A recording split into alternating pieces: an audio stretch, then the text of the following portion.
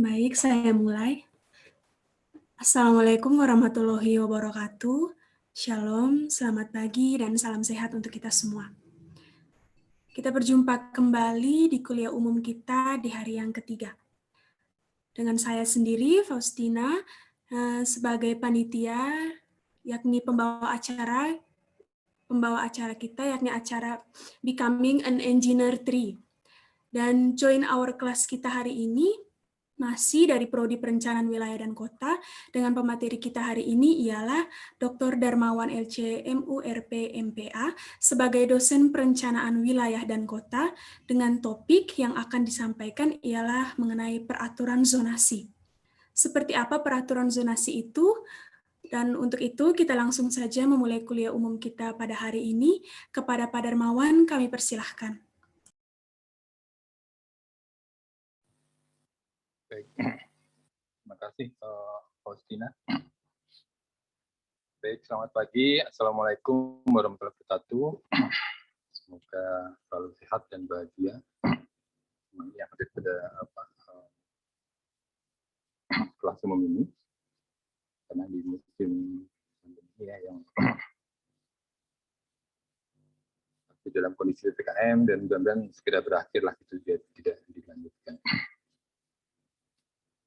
Oke, saya dikasih waktunya pendek karena nanti jam 9.30 ada sidang KP gitu ya. Jadi saya izin share screen.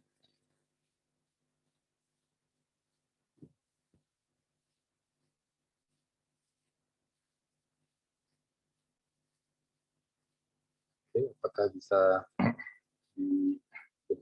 dilihat ya? Oke, Ya, kita akan bahas topik terkait dengan peraturan zonasi. Peraturan zonasi ini merupakan mata kuliah pilihan program studi perencanaan kota Fakultas Universitas Unggul, dan kebetulan saya sendiri yang mengampu mata kuliah ini. Jadi karena ini cukup pendek waktunya, jadi saya hanya akan memberikan yang mengantar saja, yang kulit-kulitnya saja gitu ya. Jadi apa itu peraturan zonasi, fungsinya apa, dan nanti segera saya kasih contohnya aplikasi dari penggunaan zonasi. Jadi peraturan zonasi itu ada di Undang-Undang 26 tahun 2007 terkait dengan penataan ruang. 26/27 tentang penataan ruang, di mana pasal 35 itu menyebutkan bahwa pengendalian penataan ruang dilakukan melalui penetapan peraturan zonasi, perizinan, pemberian insentif serta pengenaan sanksi. Jadi peraturan zonasi itu merupakan salah satu instrumen dalam pengendalian penataan ruang. Ya. Dan pengendalian penataan ruang itu diatur dalam peraturan pemerintah. Seperti sekarang dengan adanya Undang-Undang Cipta Kerja itu sudah ada beberapa turunan gitu ya yang terkait dengan penyelenggaraan penataan ruang. Jadi kalau kita lihat di bagiannya gitu ya, terkait dengan sistem penataan ruang itu ada mulai dari turbin lakpas biasanya gitu ya, ada pengaturan. Jadi penyelenggaraan penataan ruang itu meliputi ada pengaturan, pembinaan, pelaksanaan, dan pengawasan. Gitu ya. Nah, pada tahapan pelaksanaan penataan ruang itu ada perencanaan, pemanfaatan, dan pengendalian. Kalau di pemanfaatan itu ada jaringan program penataan ruang dan juga pembiayaan. Kalau perencanaan itu menyusun penyelenggaraan tata ruangnya, baik itu penyelenggaraan tata ruang nasional, provinsi, kabupaten kota, dan juga rencana rincinya, gitu ya. Jadi ADTR atau RTR. Kemudian kalau di pengendalian itu ada 4 instrumen, salah satunya adalah peraturan zonasi. Jadi ada peraturan zonasi, perizinan, insentif, dan pengenaan sanksi. Jadi apa itu peraturan zonasi? Jadi kalau di badan tubuhnya peraturan zonasi itu tidak disebutkan gitu, tapi di penjelasannya itu disebutkan. Jadi di penjelasannya penulisan umum. Ya. Yang keenam itu peraturan zonasi merupakan ketentuan yang mengatur tentang persyaratan pembangunan ruang dan ketentuan pengendaliannya dan disusun untuk setiap blok atau zona peruntukan yang penetapan zonanya dalam rencana rinci tata ruang. Jadi, definisi yang digunakan ini sebenarnya sudah baru ya, jadi ini misalnya PP nomor 13 tahun 2017 tentang RT/RW ya. Jadi preset itu aturan-aturan yang melekat dalam setiap blok atau zona peruntukan. Kemudian di pasal 36 ayat 1 disebutkan bahwa peraturan zonasi merupakan ketentuan yang mengatur pemanfaatan ruang dan unsur pengendaliannya yang disusun untuk setiap zona peruntukan sesuai dengan rencana rinci tata ruang.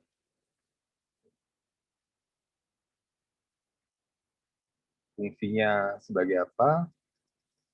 Salah satu perangkat pengendalian ruang saya disebutkan gitu ya. Jadi di pasal 35 di Undang-Undang 26 2007, jadi pengendalian tata ruang itu salah satunya dengan peraturan zonasi. Kemudian fungsi yang lain adalah sebagai pedoman pengendalian tata ruang di pasal 36 ayat 2. Jadi, pelaksanaan rencana rinci tata ruang untuk mengoperasionalkan RUTR, rencana umum tata ruang, harus tetap mematuhi batasan yang telah diatur dalam rencana rinci dan peraturan zonasi.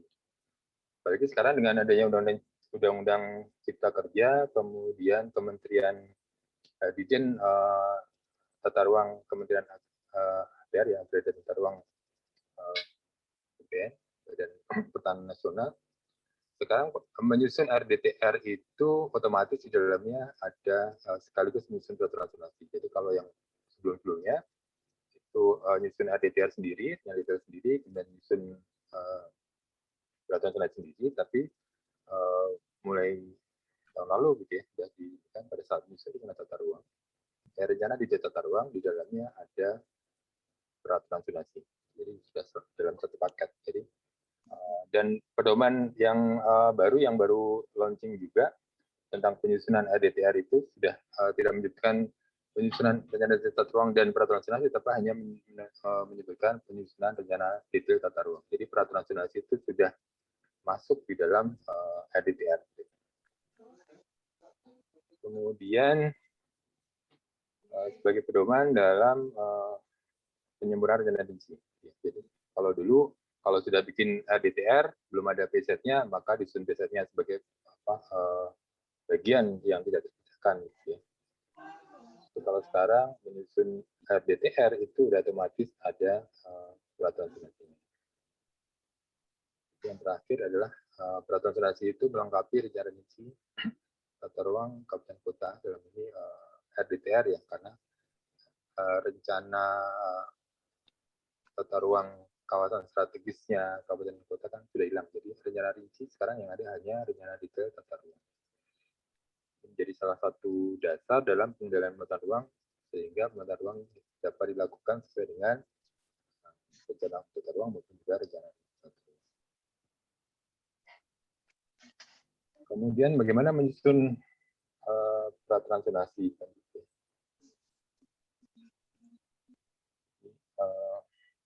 Ini yang masih lama ya. Jadi kalau yang baru itu RTR kawasan strategis kabupaten kota udah nggak ada. Jadi sekarang rencana rinci di level kabupaten kota itu hanya rencana detail tata ruang. Karena rencana tata ruang kawasan strategis itu semuanya sudah kembali ke pusat gitu. Jadi yang ada rencana tata ruang kawasan strategis itu pusat yang bikin. Jadi nggak ada kabupaten kota yang jadi di RDTR itu ikut di dalamnya peraturan zonasi. Kemudian dalam rencana tersebut di RDTR tersebut untuk masing-masing zonanya, ya, jadi apakah zona lindung budidaya, gitu ya. Kemudian masing-masing lindung dan budidaya itu kan masih didetailkan lagi kan. Lindung ada hutan lindung, ada perlindungan setempat dan lain-lain. Kemudian di kawasan budidaya itu ada zona perumahan pemukiman, zona perdagangan jasa, zona perkantoran, zona industri dan seterusnya. Gitu. Nah, masing-masing zona tersebut mestinya ada aturan-aturannya. Ini namanya peraturan zonasi. Jadi peraturan zonasi itu aturan-aturan yang melekat dalam setiap zona. Nah, apa isinya di peraturan zonasi itu? Yang pertama adalah ketentuan yang terkait boleh atau tidak suatu kegiatan itu di dalam suatu zona. Jadi makanya dikenal ada namanya istilahnya matrik ITBX. I itu diizinkan, T itu terbatas, B itu bersyarat, kemudian X itu yang tidak boleh. Jadi misalnya di zona pemukiman itu misalnya ada yang mau bangun misalnya toko atau warung. Itu boleh nggak kalau di kawasan pemukiman? Makanya dilihat nih di tabel ITBX-nya kan gitu. Apakah dia diizinkan I atau terbatas atau bersyarat atau tidak boleh kan? Ada ketentuan itu. Jadi kalau di situ dibolehkan ya berarti nggak apa-apa bangun warung atau toko di. Tapi ada juga misalnya nanti yang di kasus yang saya angkat ini adalah kita sedang menangani pengendalian mata ruang di Das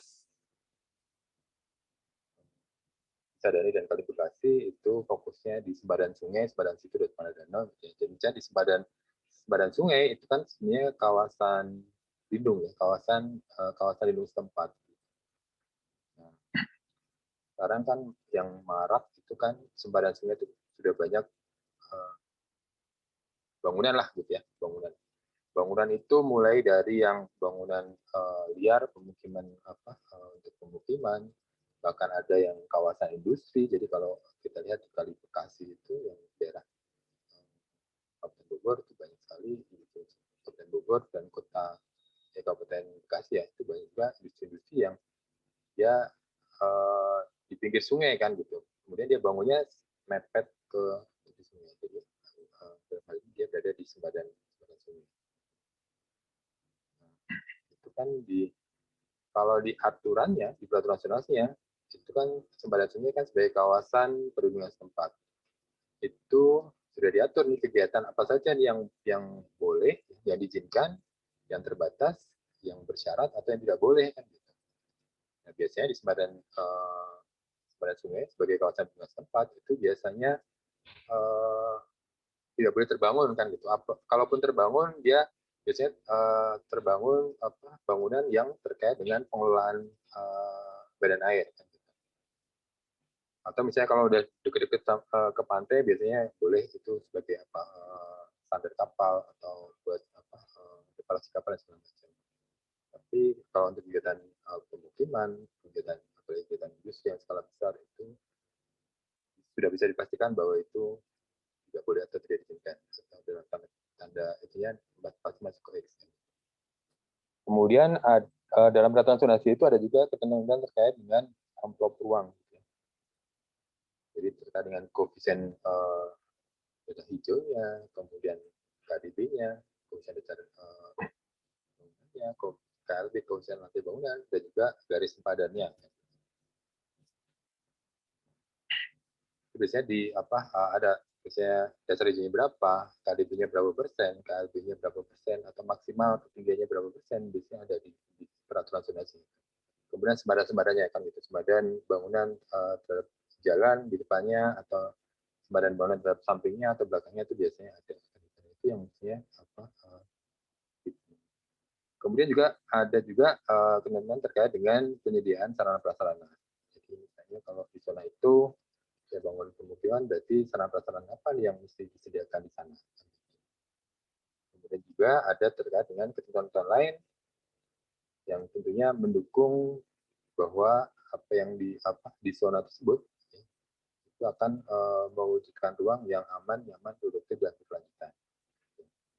Misalnya terkait dengan ketentuan KKOP kalau misalnya kawasan itu berada di sekitar bandara. Jadi terkait untuk selamat penerbangan kan gitu. Jadi kan ada beberapa area yang mungkin tidak boleh ketinggiannya tidak boleh mencapai sekian meter karena akan menghalangi penerbangan. Gitu. Atau juga terkait dengan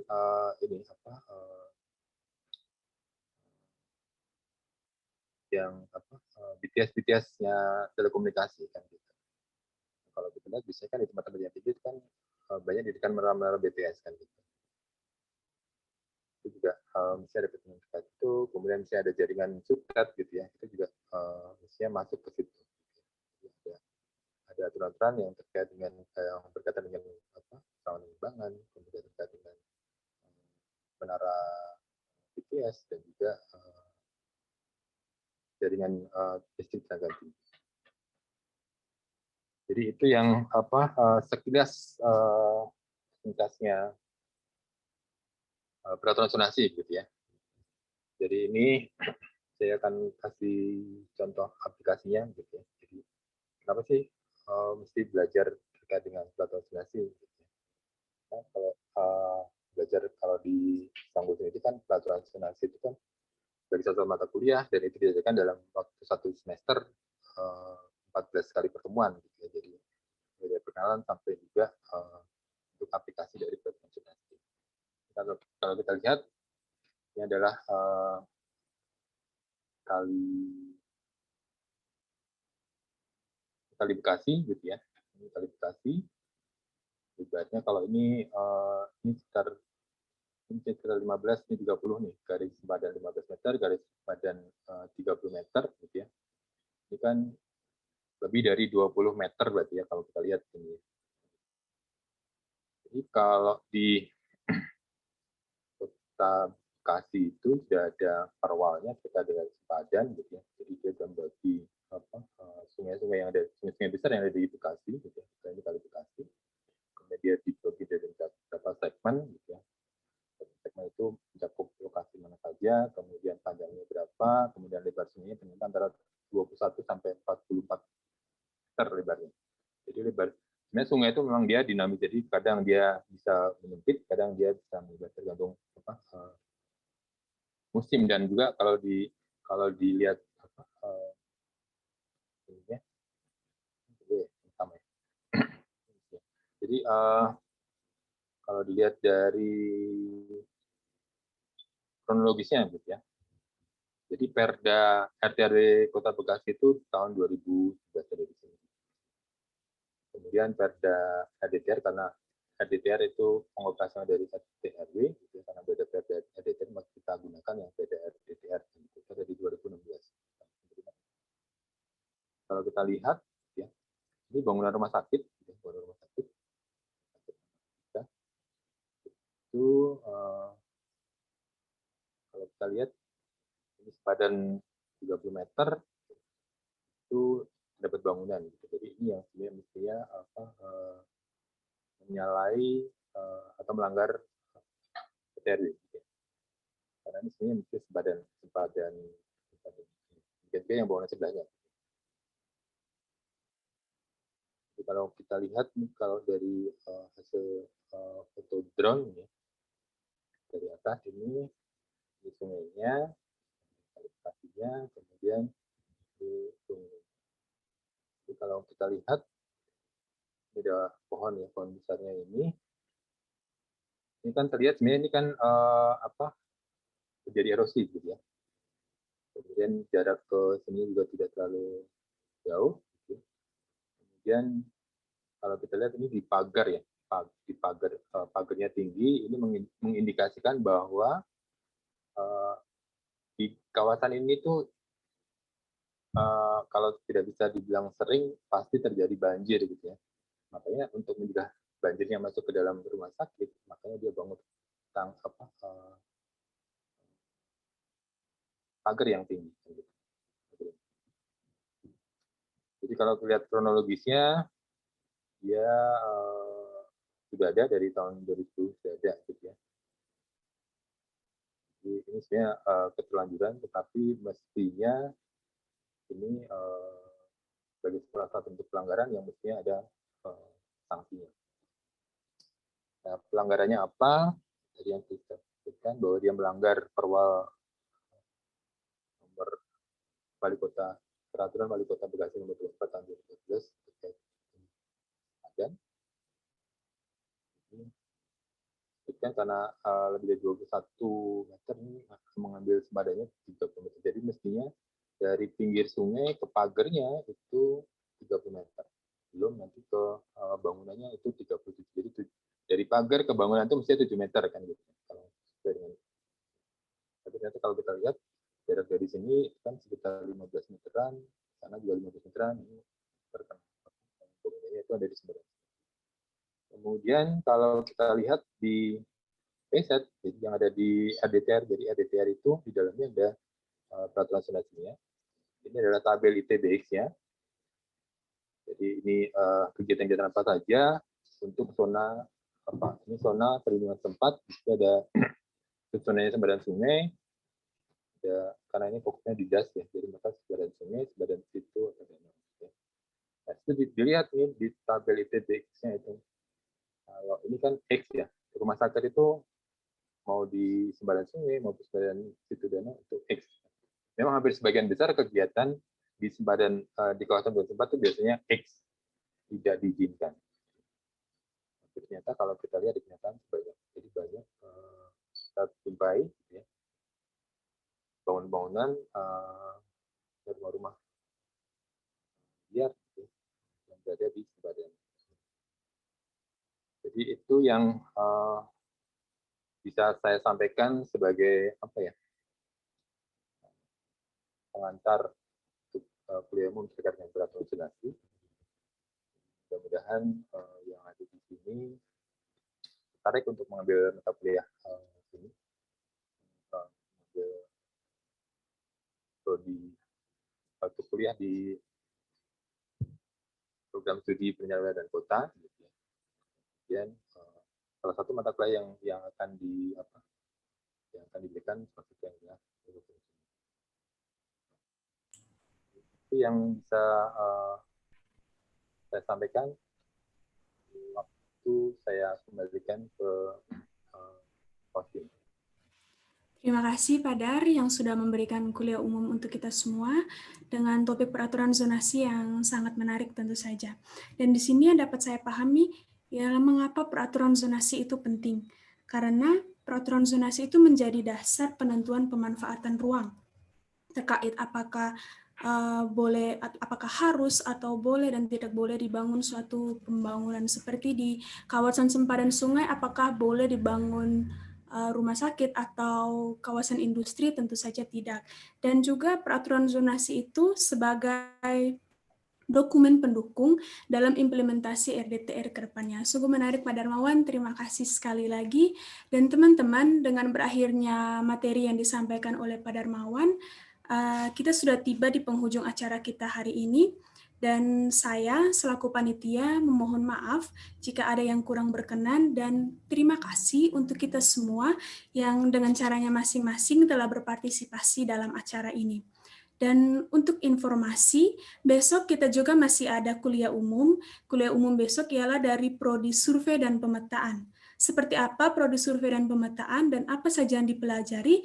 Oleh karena itu, sampai jumpa besok di acara kuliah umum kita dengan Prodi Survei dan Pemetaan. Semoga kita selalu sehat dan selamat pagi untuk kita semua. Sebagai dokumentasi, mari kita berfoto bersama. Kepada admin, saya persilahkan. Baik, sebelumnya saya izin untuk membantu sesi foto bersama. Kepada hadirin dimohon untuk menyalakan kamera terlebih dahulu.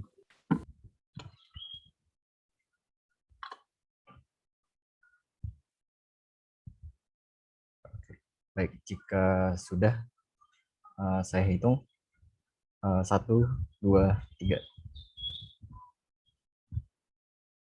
Baik, sudah selesai. Terima kasih. Oke, terima kasih sekali lagi untuk kita semua dan sampai jumpa.